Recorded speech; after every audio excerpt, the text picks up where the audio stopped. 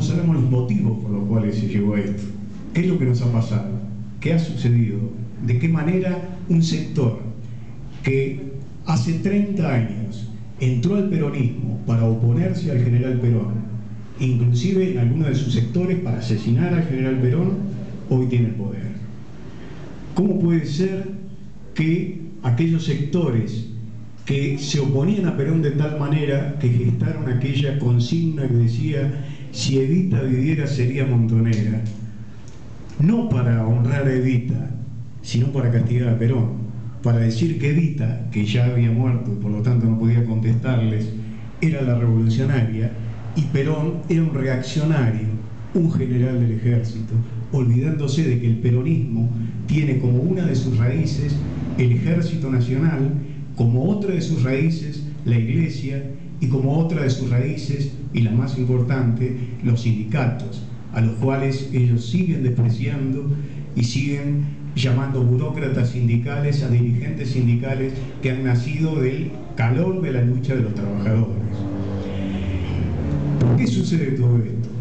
Bueno, acá hay toda una larga historia. En la forja del peronismo, allá en el 45, el peronismo realmente incorporó a lo que había sido el irigoyenismo popular un sector muy importante y nuevo que nadie había visto todavía, que era la clase obrera. Era la gente que venía del interior, eran aquellos que fueron llamados despectivamente cabecitas negras, porque eran morochos, porque eran santiagueños, eran tucumanos, eran cordobeses, y venían a sumarse a las fábricas que al calor del reemplazo de las importaciones el peronismo estaba desarrollando en el país. El peronismo en el poder benefició a todos los sectores sociales, porque todos sabemos que el peronismo no es un partido de clase, no es como los partidos de izquierda proponen, un partido que represente solamente a la clase obrera, aunque está en su columna vertebral ese pensamiento. Pero representa a todos los sectores sociales, y todos los sectores sociales, salvo aquellos que estaban en el campo antinacional, fueron beneficiados durante el gobierno de Perón. Sin embargo, la clase media, que había tenido su forja en el irigoyenismo y que había sido revolucionaria con Irigoyen, pero que después con el antipersonalismo había adquirido, mi hijo el doctor se había transformado en algo que ya no era lo mismo que había sido el padre que había luchado con el fusil en la mano para defender a Irigoyen en los levantamientos. Y esos sectores de la clase media, a pesar de que recibían la ayuda del peronismo, veían de qué manera la clase obrera, esos morochos, esos cabecitas negras, se aproximaban, porque Perón beneficiaba fundamentalmente a los trabajadores. Y el miedo era que los alcanzaran. Había un temor a diferenciarse siempre, un intento de diferenciarse siempre la clase media de la clase trabajadora. Y eso lo llevó a la clase media al tremendo error de militar en el campo antinacional y de en el 55 ser uno de los factores del golpe contra Perón. Golpe que pagaron después con la pobreza, con la desgracia, la clase media se vino abajo y terminó de venirse abajo. De cualquier manera, la oligarquía terrateniente había mantenido una alianza con la clase media, la mantenía en un cierto nivel de estatus que pagaba la clase obrera con bajos salarios, pero eso duró solamente hasta Onganía. Las crisis periódicas de nuestra balanza de pagos, de nuestro intercambio internacional, llevaron a la oligarquía a una situación que ni siquiera podían mantener a la clase media. Y Onganía apaleó a los universitarios en la noche, en esa noche triste del ataque a las universidades, apaleó a los universitarios y dio un corte definitivo a la unión entre la oligarquía y la clase media. La clase media empezó a nacionalizarse. Se nacionalizó en las marchas callejeras contra los gobiernos dictatoriales de los militares oligárquicos. En el 69, en el Cordobazo, en el Tucumanazo, en el Rosariazo, salían los estudiantes junto a los trabajadores. Pero sin embargo fue un espejismo.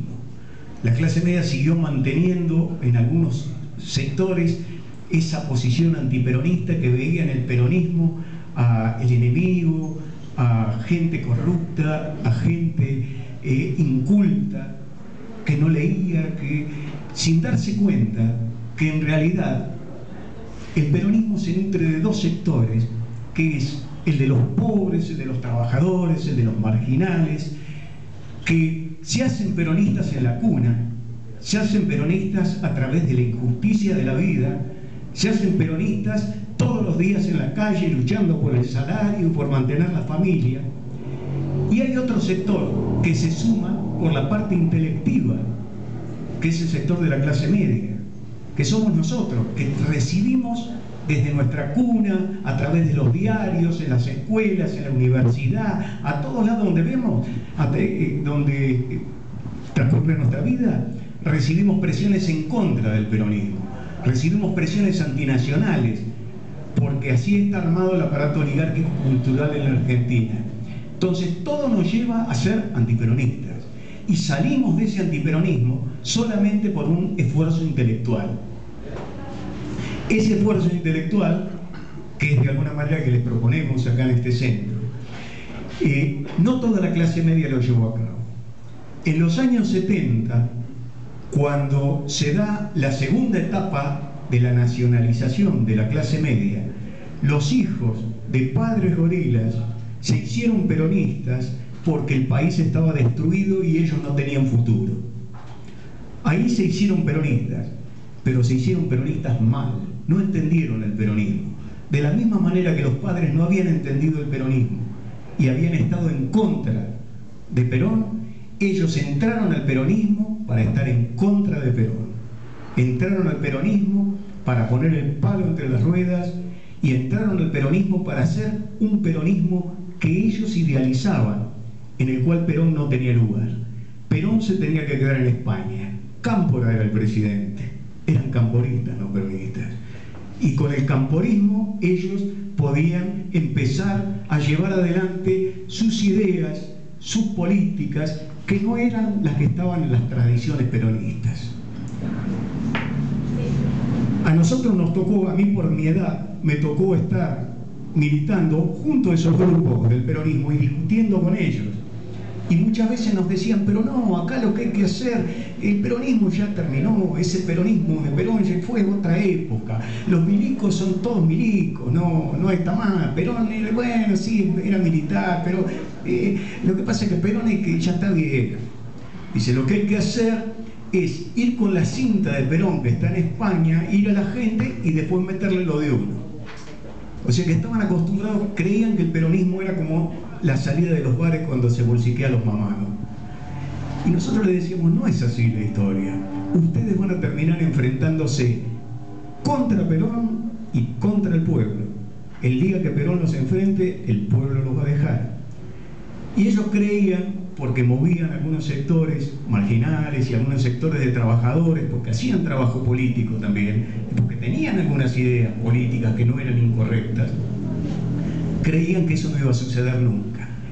Y sucedió ese día que Perón se hartó, se cansó y los echó de la Plaza de Mayo. Ahí parecía que había terminado, que ese sector se había ido. Había dos maneras de nacionalizar a la clase media, o nacionalizarla bien, que ingresara o al peronismo o a corrientes afines, pero con una idea nacional, y que estos sectores se fueran, porque habían traído al país nada más que la desgracia de la violencia, que es lo más virulento que puede haber, la desgracia del enfrentamiento del hermano contra el hermano, porque fue eso lo que sucedió en la década del 70, la muerte, la represión, que era una escalada que se sucedía, era una pirámide que iba subiendo uno en el otro. A cada acción terrorista de los sectores pseudo-peronistas había una acción represiva de doble impulso por parte de los sectores militares oligárquicos. Eran tan culpables los unos como los otros, y unos ayudaron a montar el gobierno de los otros con la teoría que expresó Firmenich claramente de que cuanto peor, mejor, que es una teoría falsa, mentirosa, y es una teoría de los sectores terroristas de la clase media y no de la clase trabajadora, no de los sectores peronistas.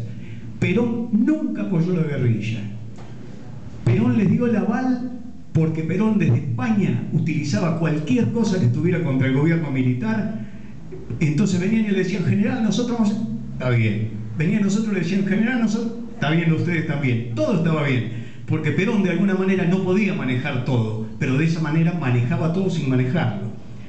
Pero cuando llegó el momento que tenía que hablar realmente con gente como habló con el gallego Álvarez de Guardia de Hierro, o con otros grupos que le fueron a decir a Perón que querían armas porque querían pelear, les dijo lo mismo que le dijo León Trotsky a los revolucionarios españoles cuando la revolución rusa estaba rodeada por tropas de los rusos blancos y estaba a punto de desaparecer, y ellos, los españoles, los comunistas españoles, lo fueron a ver a Trotsky y le dijeron, queremos armas porque vamos a hacer la revolución en España.